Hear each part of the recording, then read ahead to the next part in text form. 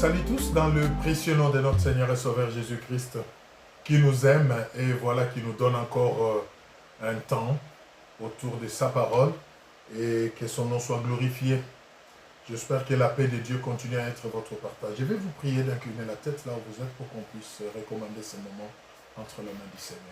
Oui, tendre Père, nous voulons encore te dire merci et t'exprimer notre reconnaissance pour la grâce de pouvoir partager ta parole.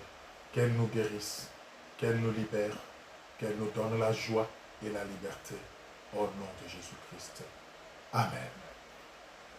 Voilà, bien-aimés dans le Seigneur, nous voulons commencer aujourd'hui, par la grâce de notre Dieu, un enseignement qui va nous prendre 2 séances, selon que le Seigneur le permettra, si pas 3, mais je crois que ça sera en 2 séances.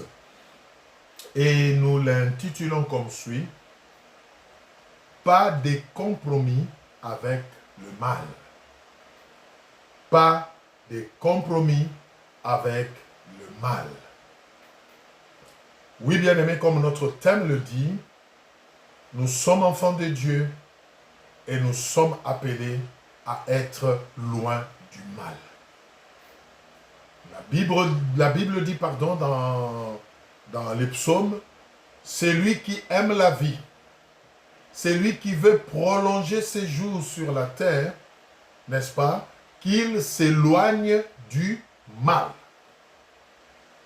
Et voilà pourquoi notre thème, c'est pas de compromis avec le mal, c'est-à-dire en notre qualité d'enfant de Dieu, en notre qualité de ceux-là qui ont pris la décision de marcher avec le Christ, le mal doit être loin de nous.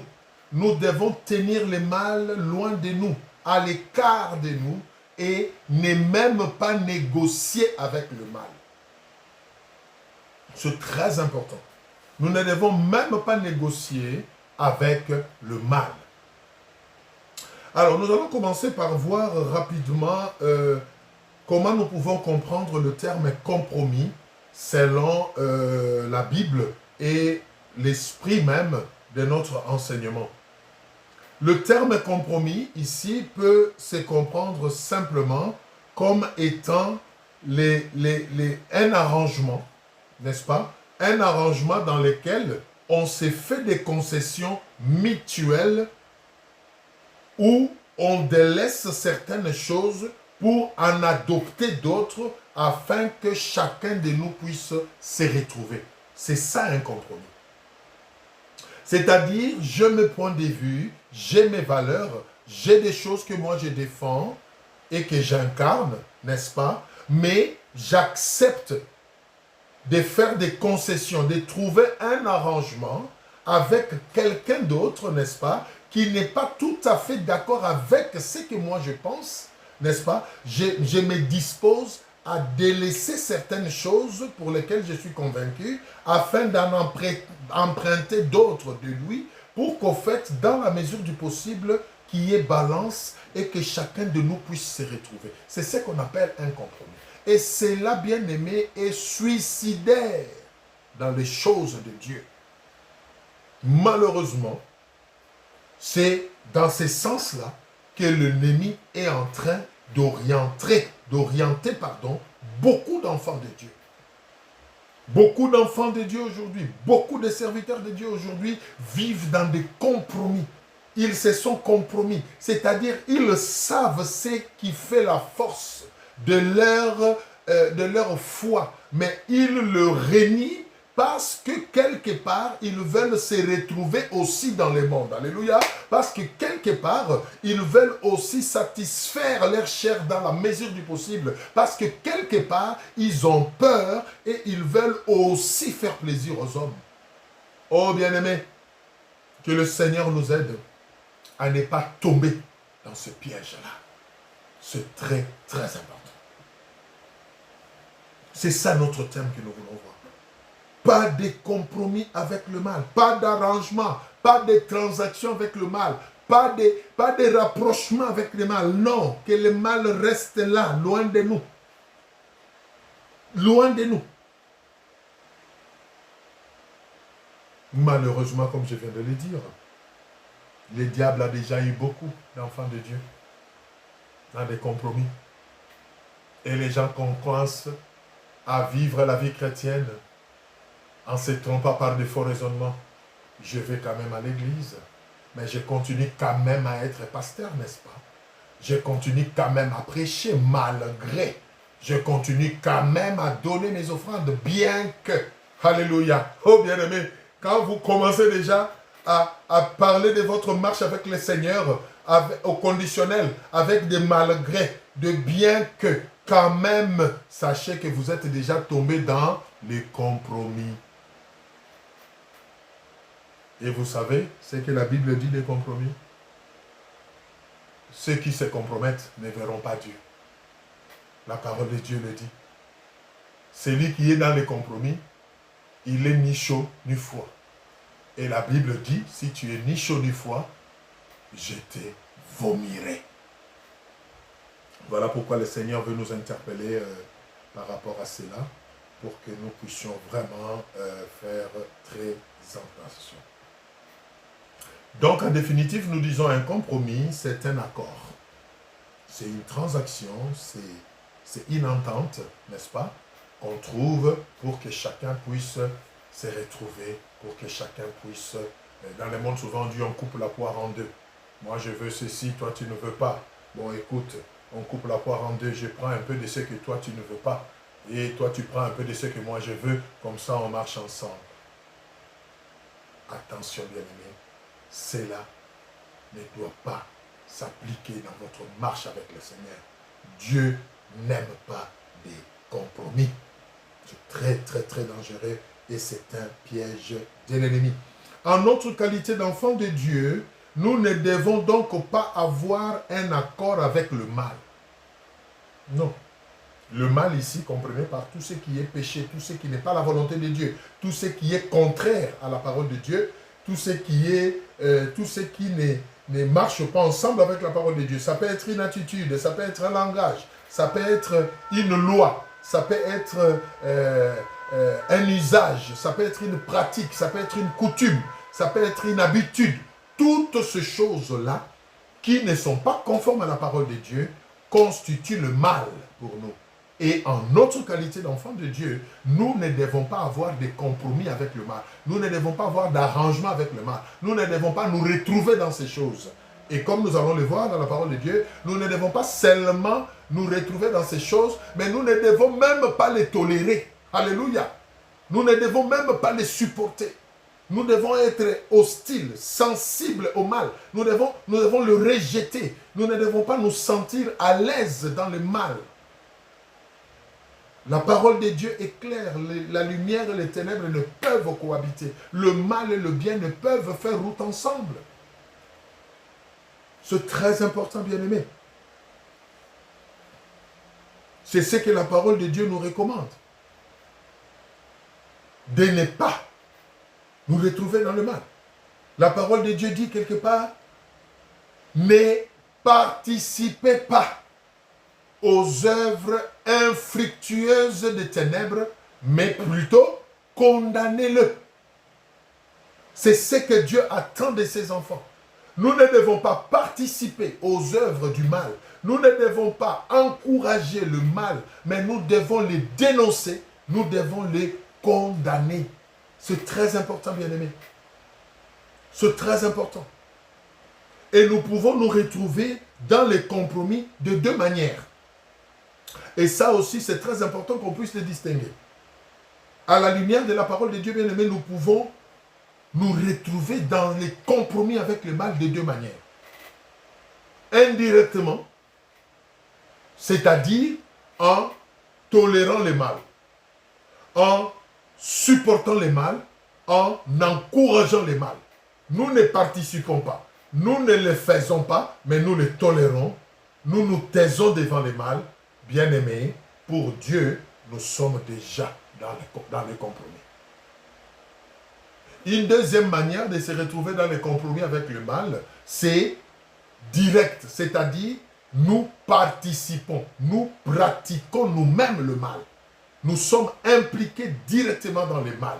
Ça aussi, bien-aimés, la parole de Dieu nous interdit. Et souvent, Et ce qui choque, même dans les églises aujourd'hui, le mal est toléré. Même dans les églises aujourd'hui, le mal n'est plus dénoncé. Le mal n'est plus mis à nu. On les camoufle, on les tolère, on les supporte, on les cajole, on l'encourage d'une manière ou d'une autre. Bien-aimés, sachez que quand on fait cela, on est déjà soi-même dans les compromis. Ne vous consolez pas en disant, de toute façon, moi je ne le fais pas, mais vous savez, nous sommes quand même humains, voilà, nous devons marcher d'un même pas. Bien-aimés, écoutez, le mal ne peut pas cohabiter avec le bien. La lumière et les ténèbres ne peuvent pas cohabiter. Et même quand il y a cohabitation, il faut qu'il y ait dénonciation. Vous ne pouvez pas vous taire devant le mal en votre qualité d'enfant de Dieu. Vous ne pouvez pas vous taire en votre qualité de serviteur de Dieu devant le mal. Vous devez les dénoncer. Vous devez les mettre à nu. Vous devez le faire savoir. C'est important. Je vais vous montrer cela dans la Bible. Vous qui vous taisez devant le mal. Vous qui tolérez le mal. Même si vous vous consolez en disant, vous n'êtes pas impliqué. Mais le fait seulement de les tolérer, sachez que vous êtes déjà dans les compromis et le Seigneur vous demandera des comptes. Le Seigneur vous demandera des comptes. C'est très important qu'on le sache, bien-aimés. Nous faisons donc un compromis avec le mal, indirectement comme nous avons dit, c'est-à-dire en encourageant, en supportant ou en tolérant le mal. C'est cela, participer au mal. Nous ne faisons pas le mal, mais nous participons au mal. Ou encore, directement, comme nous venons de le dire, c'est-à-dire en pratiquant nous-mêmes le mal. Et là, il y a un souci. Il y a un souci. Vous ne pouvez pas prétendre servir le Dieu saint, être enfant du Dieu saint, et vous-même, vous êtes dans la souillure. La Bible dit que ceux qui s'approchent de Dieu parce qu'il est saint, que eux aussi se sanctifient. Alléluia. C'est très important. C'est très important, bien-aimé. L'ennemi a déjà embarqué beaucoup de gens dans les compromis. Beaucoup. Et là, je pense à ce que Jésus disait. Au dernier jour, il y a des gens à qui je dirais, je ne vous ai jamais connu. Bien-aimés, vous qui êtes dans les compromis, sachez que ce jour-là, le Seigneur vous dira, il ne vous a jamais connu. Parce que vous avez voulu mélanger le pinceau. Vous avez mélangé les choses. Le Seigneur est saint. On doit le servir aussi en étant saint comme lui. C'est très, très important. En effet, nous sommes appelés à supporter ceux qui font le mal. Suivez-moi très bien, bien-aimés, c'est très délicat ici. Parce que je sais que certains sont en train de dire, mais qu'est-ce que le pasteur raconte? Et tout ça, mais on doit quand même, voilà, on ne doit pas fuir les autres. Non, je ne parle pas des autres aussi, je parle du mal, de la sémence du mal qui doit être dénoncée. On ne doit pas tolérer. Nous devons en effet supporter, comme nous allons le voir tout à l'heure, nous sommes appelés à supporter et à aimer ceux qui font le mal. Car Dieu peut les amener demain ou après-demain à changer. Et nous pouvons être des instruments entre les mains de Dieu, n'est-ce pas, pour leur changement. Nous devons donc les supporter, les tolérer. Mais nous ne devons pas tolérer ou supporter le mal qu'ils font. Oh, que Dieu nous aide ici. Je reprends. Nous sommes appelés à supporter et à aimer ceux qui font le mal. Car Dieu peut les amener à changer en passant par nous comme instruments. Mais le mal qu'ils font, lui, nous ne devons pas les supporter, nous devons les condamner, nous devons le dénoncer. Je vais être beaucoup plus pragmatique. Nous devons aimer et même prier pour des voleurs. Mais nous ne devons pas tolérer ou défendre les vols. ça commence à devenir beaucoup plus clair. Nous devons tolérer au milieu de nous les adultères, les impudiques, les occultistes, les gens qui font le mal, espérant qu'en notre compagnie, la grâce de Dieu peut le toucher pour qu'il soit changé. Mais nous ne devons pas tolérer leur adultère, tolérer leur mal. Alléluia. Nous devons continuellement dénoncer ces mal, même en leur présence, pour qu'ils sachent, alléluia, que ce qu'ils font n'est pas bien. Et plus nous allons leur répéter que ce qu'ils font n'est pas bien, parce que ce n'est pas conforme à la parole de Dieu, plus cela va résonner dans leur cœur, alléluia, et plus l'Esprit de Dieu va les toucher, et un jour, ils vont sortir de ces mal. Mais aujourd'hui, ce n'est pas le cas. Le mal n'est plus dénoncé, le mal est camouflé, le mal est cajolé, le mal est couvert, au nom de certains intérêts qu'on a auprès de ceux qui le font, même dans l'église. Ça choque. Vous savez que le plus grand chèque de l'église vient de cet homme-là. Mais il est dans l'adultère, vous le savez, et vous n'osez plus parler de l'adultère. Alléluia. Quand il est là, oh non, le Seigneur est bon. Oh, vous savez, alléluia, vous êtes utile dans cette église. Ça, c'est ce qu'on appelle participer au mal. Ça, c'est ce qu'on appelle, alléluia, faire un compromis avec le mal. Mais quand vous aimez cette personne qui donne le plus grand chèque à l'église, qui est le plus grand partenaire financier de l'église, mais vous avez aussi le courage de lui dire en face que ce que vous faites n'est pas digne de vous en votre qualité d'enfant de Dieu. Vous devez arriver à abandonner cet adultère. Ce n'est pas une bonne chose. Quand vous le lui dites en face, c'est ça le vrai amour. C'est ça dénoncer le mal. C'est ça aimer le pécheur, mais ne pas aimer le péché qui est en lui. Et c'est ce que le Seigneur Jésus a fait. Il est venu vivre parmi les pécheurs, mais il n'a pas aimé le péché. Il condamnait le péché chaque jour. Lisez la Bible, le ministère de Jésus. Il a condamné le mal tous les jours de sa vie sur cette terre. Mais il a aimé le pécheur. Il a même pris la place du pécheur. Alléluia. Il est allé à la croix pour laver les pécheurs, pour détruire justement la sémence du mal. Nous devons fonctionner à l'image de notre Maître. Mais ce n'est pas ce que l'Église fait aujourd'hui. Il y a des sujets qu'on n'ose même plus aborder dans des églises aujourd'hui parce que la plupart de ceux qui tiennent entre guillemets l'église entre les mains sont dans ces choses-là. Il y a des sujets pour lesquels il n'y a même plus de prédication dans des églises. Alléluia. Parce qu'au fait, même eux-mêmes, les dirigeants sont dans ces choses. Et on ne peut plus en parler. On les couvre. Bien-aimés, vous êtes dans les compromis. Ne vous consolez pas dans votre coin. De toutes les façons, c'est eux qui le font. Moi, je ne suis pas dedans. Vous êtes dedans. Vous êtes dedans. Au même titre que eux qui sont dedans. Tolérer le mal. Ne pas le dénoncer, c'est être complice. Et quand on est complice dans le mal, on est considéré comme quelqu'un qui fait le mal. Ah! C'est très important. Oh, je sais, vous êtes en train de vous dire, ben écoute, il est en train de raconter des histoires, celui-là, il est en train... Non, non, je ne vous raconterai rien du tout qui ne soit dans la parole de Dieu.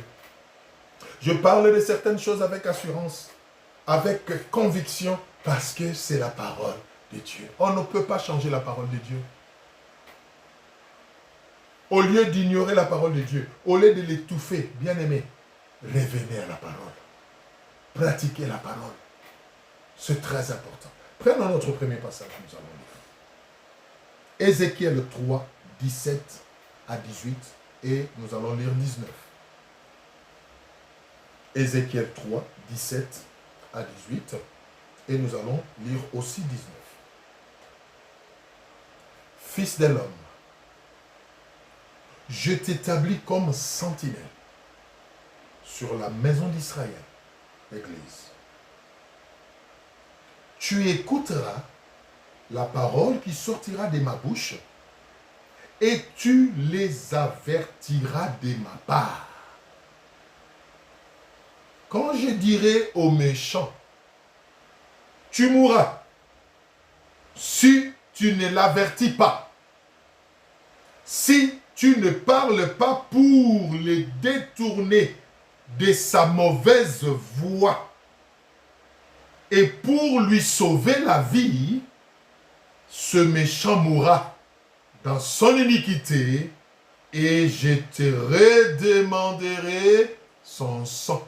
Oh, alléluia. Bien aimé, c'est profond la parole. Vous savez, il y a des choses que je lis dans la parole de Dieu. J'ai peur, j'ai la chair des poules. Si pour certains, c'est une gloire, c'est un sujet d'honneur d'être enfant de Dieu ou d'être serviteur de Dieu, moi personnellement, c'est un sujet de tremblement. Je refuse de dire de peur, de tremblement. Parce que je réalise la responsabilité que cela incombe, que cela implique. Je ne sais pas si vous réalisez cela. Je ne sais pas si pour vous être enfant de Dieu signifie quoi. Je ne sais pas si pour vous être pasteur, être serviteur de Dieu, drainer le peuple de Dieu, veiller sur le peuple de Dieu signifie quoi? Bien aimé, mais pour moi, ça signifie une responsabilité. Et c'est lourd. Et s'il y a une chose que de moi-même, je n'aurais jamais aimé faire ou souhaité faire, c'est être serviteur de Dieu. Si le Seigneur avait voulu ma volonté, je lui aurais peut-être donné mon point de vue. Je m'adresse aux enfants de Dieu. Je m'adresse aux serviteurs de Dieu. C'est une responsabilité. Ce n'est pas seulement un sujet de joie. Vous en bénéficiez, vous en tirez peut-être l'honneur. Vous en tirez peut-être des égards, des éloges. Vous en tirez peut-être certains profits matériels. Gloire à Dieu si cela est honnête et vous revient. La parole de Dieu le dit, l'ouvrier mérite son salaire. Mais écoutez-moi, ne perdez pas de vue qu'être enfant de Dieu, être serviteur de Dieu, c'est une responsabilité d'abord. C'est très important. Écoutez ce que le Seigneur est en train de dire à Ézéchiel. Écoutez ce que le Seigneur est en train de dire à son serviteur. Oh, alléluia. Il dit, je t'établis comme sentinelle sur ma maison. Alléluia. Pour que tu dises aux méchants que ce qu'il est en train de faire va l'amener à la mort. Pour que tu l'aides à abandonner, à se détourner de cette mauvaise voie, afin que tu sauves sa vie. Si tu ne le lui dis pas, je te redemanderai son sang. Ah, moi, ça me donne la chair des poules. Vous qui vous taisez devant le mal, vous qui faites semblant, là où il y a le mal que vous voyez, qui est flagrant, mais vous déviez cela pour cajoler, pour faire plaisir. Bien-aimé, sachez-le, ça ne vient pas des mariens que je suis, ça vient de la parole de Dieu. Le Seigneur vous demandera des comptes un jour. Vous porterez la responsabilité de la perdition, de la mort de tous ces gens-là, à qui vous cachez la vérité. Parce que vous avez peur, ou parce que vous préservez vos intérêts, ou parce que vous êtes vous-même aussi dans ces choses-là. Ah oui, il y a des serviteurs de Dieu, il y a des enfants de Dieu qui ne peuvent plus parler de certaines choses parce qu'eux-mêmes se retrouvent. Ils ne savent pas en parler. Ou tout simplement, ils ne s'y trouvent pas, mais ils ont peur. Ou ils veulent faire plaisir aux hommes. Bien aimé, vous préférez faire plaisir aux hommes et désobéir à Dieu? tout en sachant qu'il vous dit, il vous redemandera des comptes. Ah non, je ne prendrai pas ces risques. Je ne prendrai pas ces risques, bien-aimés. Pour vous faire plaisir, je ne prendrai pas ces risques. Continuons notre lecture. Le verset 18.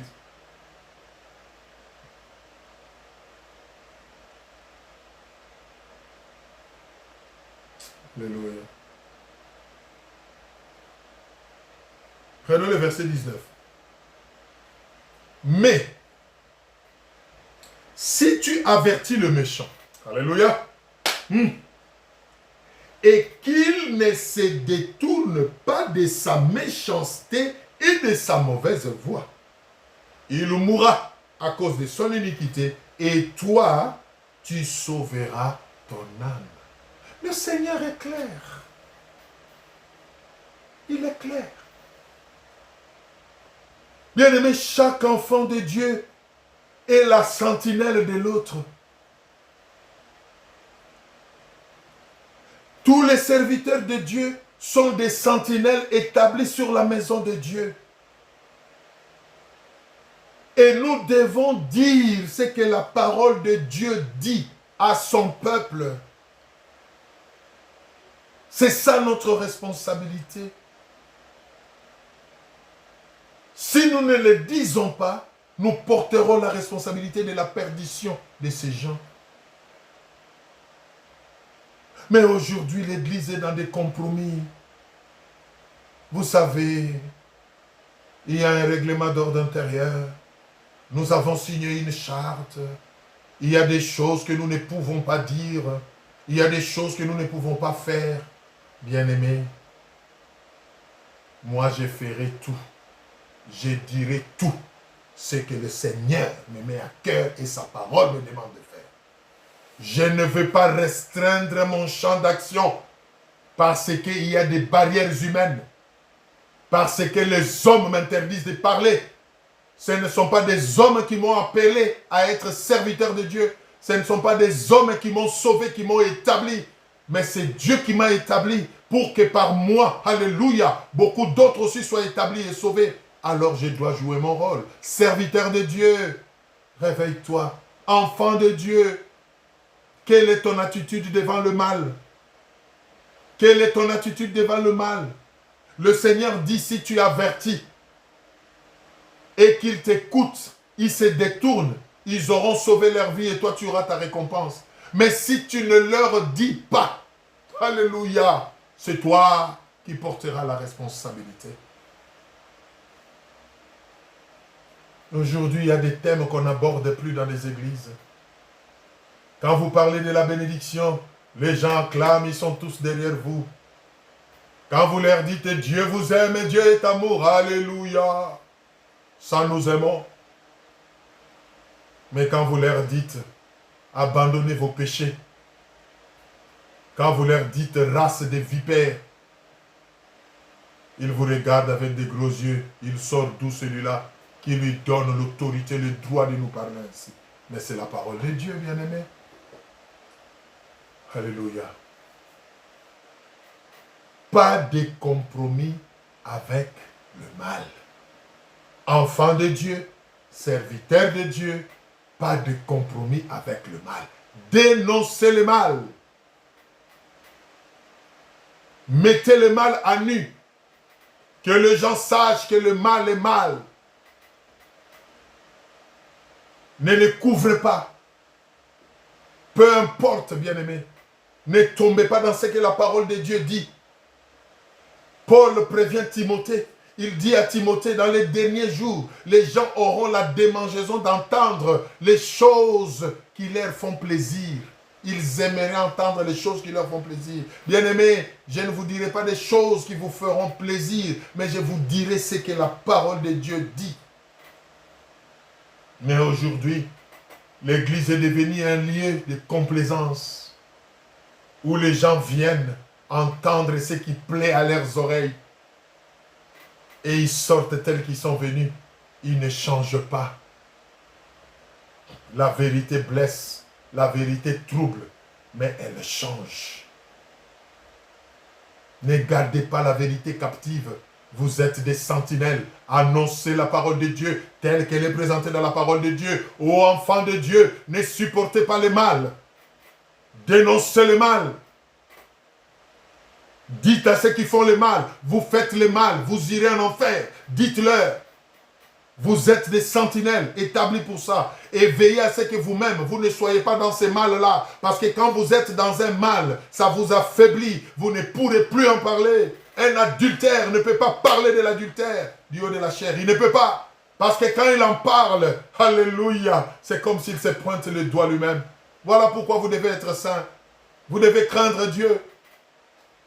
Un enfant de Dieu ivrogne ne peut pas parler de l'ivrognerie, ne peut pas dire aux gens que s'enivrer, c'est mauvais. Il faut s'enivrer de l'esprit de Dieu, pas du vin. Il ne peut pas en parler parce que lui-même est dedans.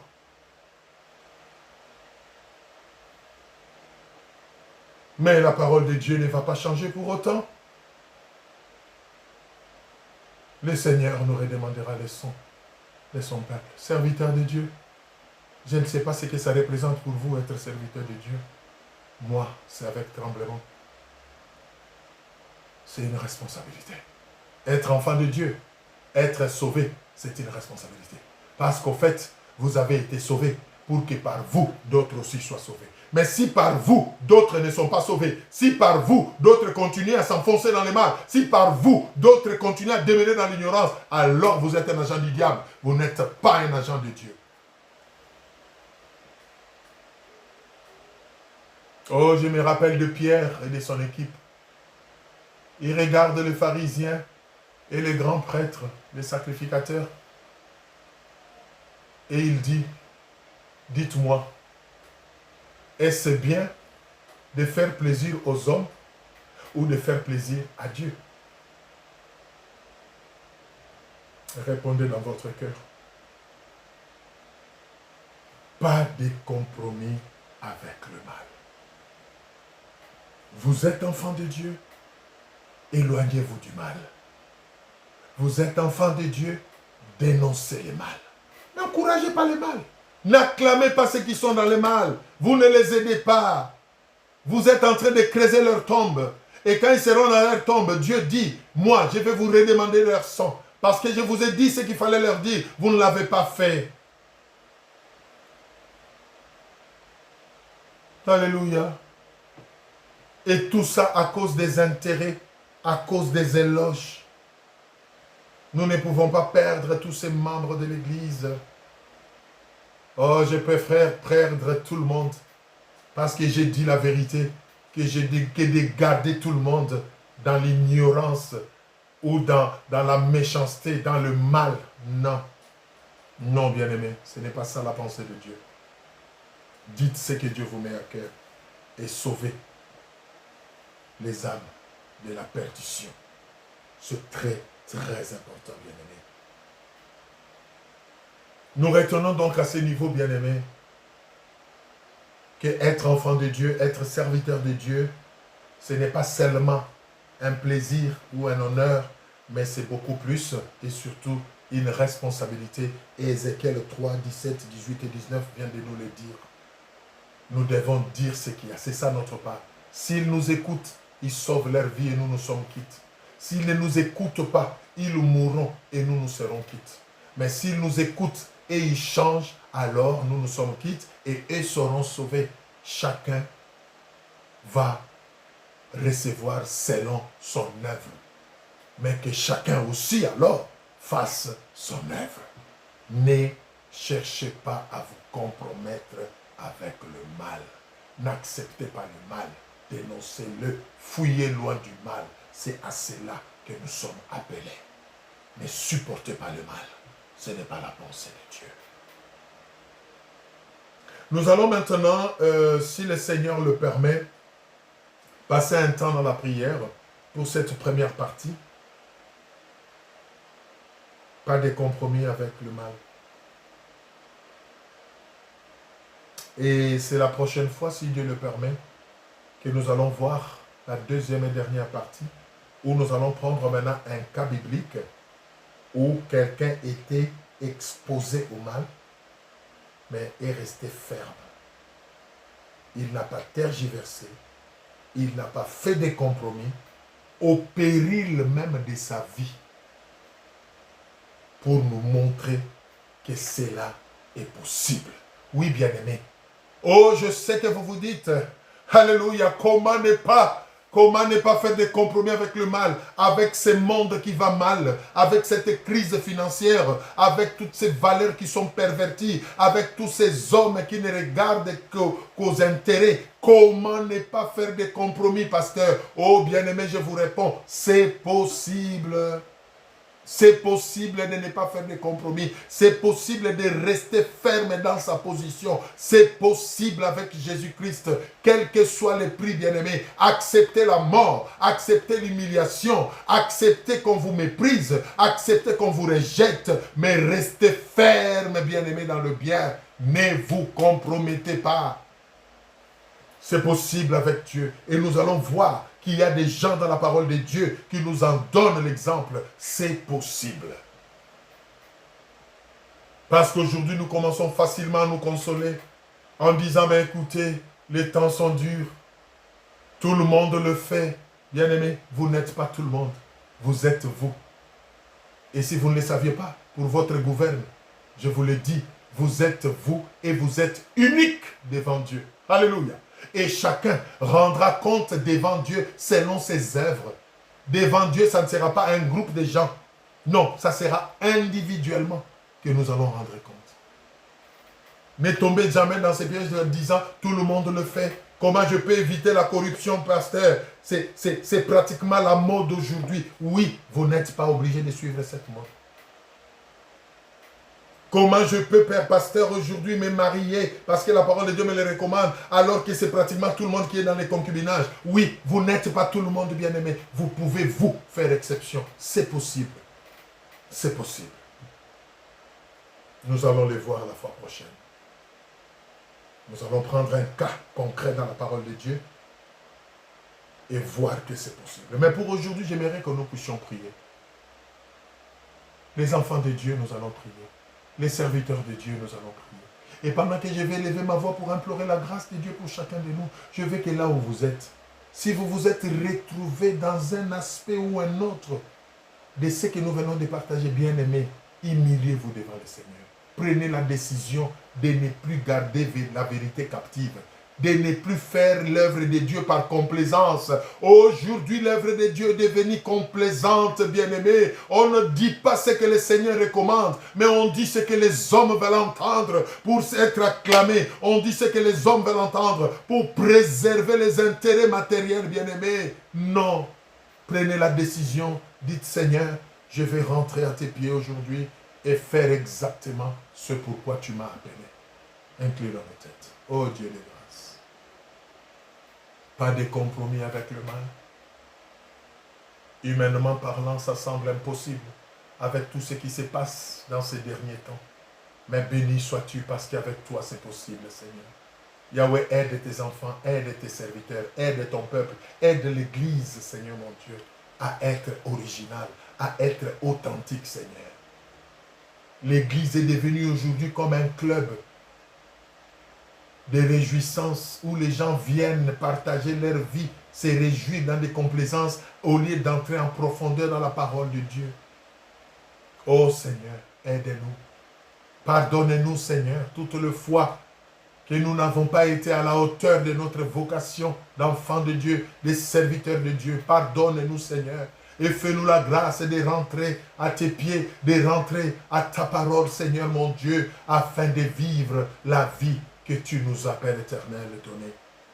Merci de pardonner, de relever, de corriger par ta parole, au nom de Jésus. Amen. Voilà, bien-aimés, vraiment que le Seigneur vous bénisse. Et donc, nous arrêtons là pour cette première partie.